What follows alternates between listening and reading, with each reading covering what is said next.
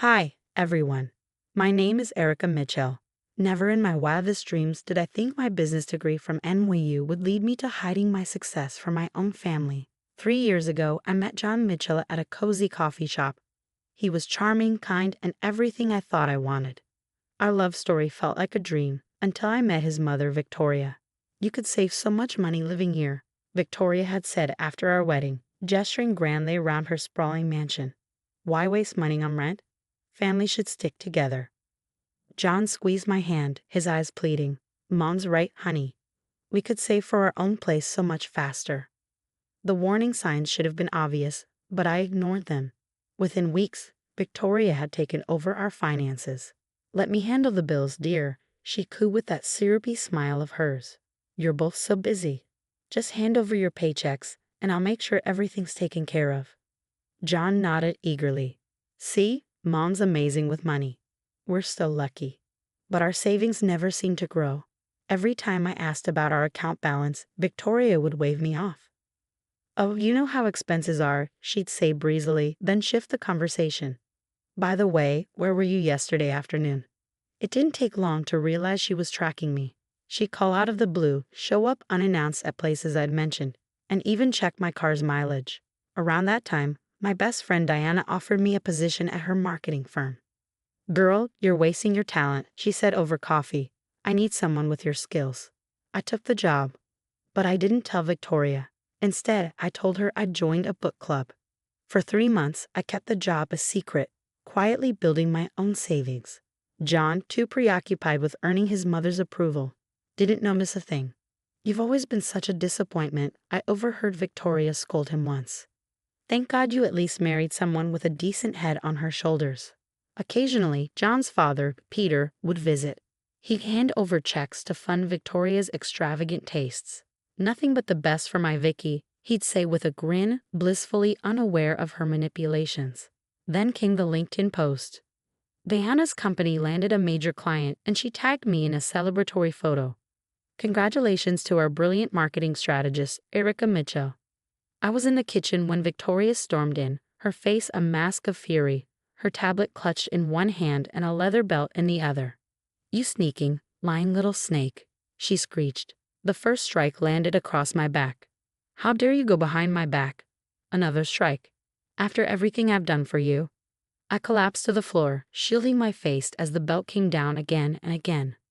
John stood frozen in the doorway, pale and trembling. "Mom, please." "Shut up, John," she snapped. "This ungrateful little wretch needs to learn respect." When it was over, I lay on the cold tile, my body trembling, tears streaming down my face. But in that moment, something shifted. Not fear, not shame. Determination. That night, as I pressed ice packs against my bruises, I made a vow. Victoria Mitchell was about to learn that not everyone could be controlled. Her reign of terror was coming to an end. I started keeping a detailed journal, recording every insult, every manipulation, every questionable financial move. To Victoria, I played the role of the perfect, submissive daughter-in-law. But behind the scenes, I was gathering evidence. "There's something fishy about her tax records," Diana said one day, scrolling through her laptop. "Look at these property transfers." "How did you get those?" I asked. Diana smirked. "Let's just say I know people who know people. And get this, your mother-in-law has been married 3 times. Not once like she claims." That's how we found Rachel Thompson. Meeting her at a quiet cafe felt like peering into a mirror, a glimpse of what my future might hold if I didn't act. "She did the same thing to me," Rachel whispered, her hands trembling around her coffee cup. "First, she made us move in. Then she took control of everything, every penny." When I tried to speak, Rachel slowly pulled back her sleeve, revealing a lattice of faded scars. "Robert, her second son, just stood there," she said, her voice cracking. "Watched, just like your James does." "Did you ever report her?" I asked softly. Rachel gave a bitter laugh. "She convinced everyone I was mentally unstable. Even Robert believed her. The divorce ruined me." Her words lingered as I noticed Victoria's behavior shifting. She started having frequent secretive meetings with a man named Marcus Reynolds. One afternoon, I overheard them in Victoria's study. "The invoices need to look legitimate," she said in a low voice. "Peter can't suspect a thing." Relax, Vicky, Marcus replied. We've been siphoning money from his company for months. He's too love-struck to notice. Heart pounding, I carefully cracked the door open, recording their conversation on my phone. What about your current son? Marcus asked. Any chance he'll inherit soon? Victoria's laugh was cold, cruel. James, that pathetic fool would sign over everything to me anyway. But Peter's been talking to his lawyer about changing the will. We need to move faster. Meanwhile, James was unraveling. One night, I found him sitting on the edge of our bed, staring blankly at the wall. I can never make her happy, Erica, he whispered. Nothing I do is ever enough. Maybe that's because. Don't, he cut me off, his voice sharp. You don't understand. Mom sacrificed everything for me. Did she? I asked gently. Or is that just what she wants you to believe? He didn't respond, just turned away and popped another antidepressant. Victoria had convinced him he needed them years ago. But I was starting to wonder if they were doing more harm than good. Later that week, I caught Victoria tampering with his medication. Just helping him sleep better, she said sweetly, her eyes glittering with malice. A mother knows best. I pocketed one of the pills when she wasn't looking.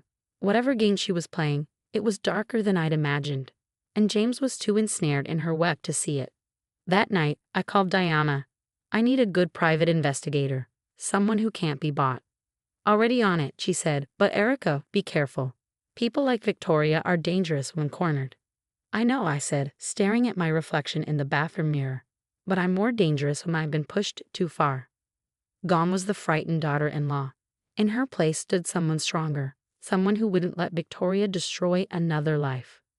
The next day, I met Peter at a quiet diner outside of town.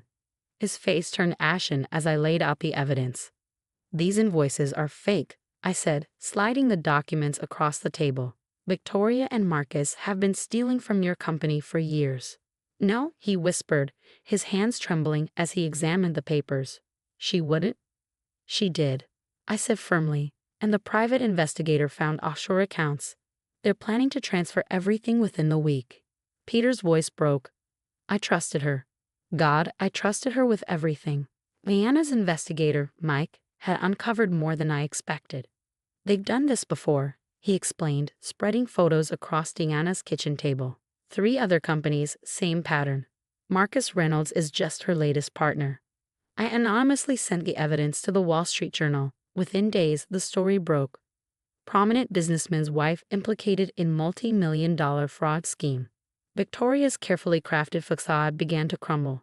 One night, I found her shredding documents in her study at 3 a.m. What are you doing up? She snapped, her eyes wild. I could ask you the same thing, I said calmly, worried about something. Her phone rang incessantly with calls from journalists. Marcus had stopped answering her altogether. The walls were closing in. Then came the breaking point. She stormed into our bedroom, her face twisted in rage, waving her phone. You little snake, you did this, she shrieked, lunging at me. Mom, stop. James stepped between us, his voice trembling. Get out of my way, she screamed, slapping him hard across the face. James staggered back, his hand flying to his cheek. For the first time, he saw her for who she truly was. You get me, he whispered, disbelief in his eyes. Oh, grow up, she sneered. You've always been weak, just like your father. Don't talk to him like that, I said, grabbing my pre-packed bag. Where do you think you're going? She demanded. Away from you. For good. James caught my arm. Erica, please. We can fix this. Fix what?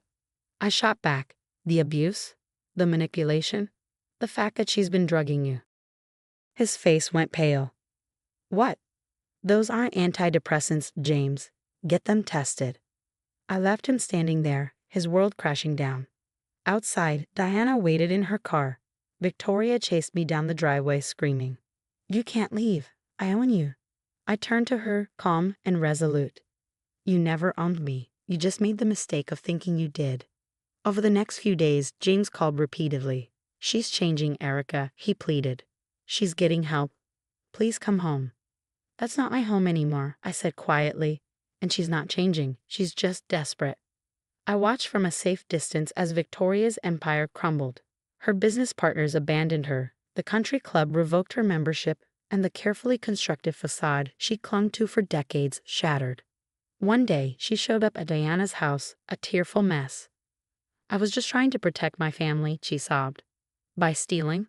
By abuse? By drugging your own son?" I shot back. "You don't understand what it's like to have nothing, to fight for everything," she pleaded, her voice breaking. "No, Victoria," I said coldly. "You don't understand what it's like to have everything and still be empty inside." I closed the door on her. Her tears, like everything else about her, were fake. The headline that followed was almost too good. "Business partner turns state's evidence in Mitchell fraud case." Marcus Reynolds had folded like a house of cards. "I can prove she orchestrated everything," he told investigators, his hands trembling as he handed over a thick folder. Recordings, documents, emails, bank transfers, everything dating back 5 years. Diana squeezed my hand as we watched Victoria's perp walk on TV. Her designer outfit and perfectly coiffed hair couldn't disguise the desperation in her eyes. The once mighty Victoria Mitchell was finally tasting the bitterness of her own medicine.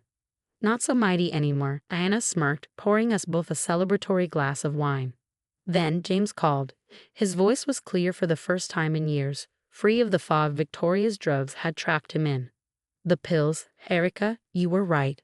The doctor said she'd been giving me sedatives, not antidepressants," he admitted, his voice cracking.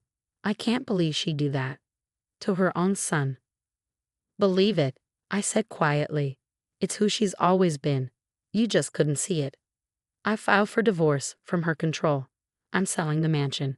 Erica, can we maybe?" "No, James. That ship sailed a long time ago," I said firmly. "You stood by while she abused me. Some things can't be fixed with an apology. I'll always regret that." "Good, you should." 2 years passed like a cleansing rain. Diana made me a partner at her firm, and we expanded to 3 cities. Life was brighter, freer. During our annual leadership conference, I was presenting when I noticed a familiar figure lurking in the back row. Victoria. Her once flawless designer wardrobe had been replaced by ill-fitted discount clothes. Her makeup couldn't mask the toll of her fall from grace.